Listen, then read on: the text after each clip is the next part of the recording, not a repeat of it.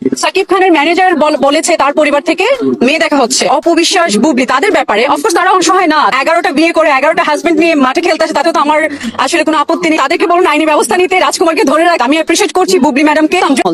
না, আমার কোনো রকমই লাগছে না। আমি আসলে এই ব্যাপারে কি বলবো, মানে সে বিয়ে করছে, আপনাদেরকে এই কথাটাই বা কে বলেছে? আপনারা দাওয়াত পাবো কিসেকে আসতো বিয়ে করছে? আপনারা যে বলছেন আদৌ কি আপনাদের কাছে সঠিক তথ্য আছে?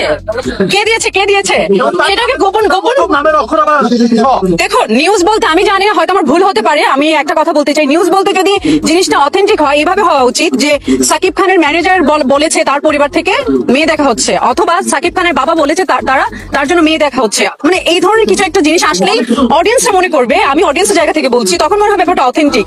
এখন গোপন সূত্রে জানা গেছে অমুক এটা করছে তমুক এটা করছে। আচ্ছা, প্রযোজক বলেছে, তার মানে উনি যেহেতু সাকিব খানের ক্লোজ ফ্রেন্ড, ওকে, তার মানে সত্যতা আছে। আমি এখন পর্যন্ত ওই নিউজটি দেখিনি। এইটা তো আসলে আমার মনে হয় আইনত অপরাধ। তো সেই ক্ষেত্রে তাদের ওয়াইফদের সাথে আপনারা একটু যোগাযোগ করুন, তাদেরকে বলুন আইনি ব্যবস্থা নিতে, রাজকুমারকে ধরে রাখতে। সেটা আমাকে বলে লাভ নেই, হি ইজ নট মাইন।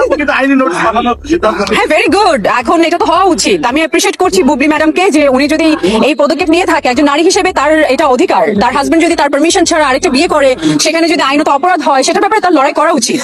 আপনি কি করতেন?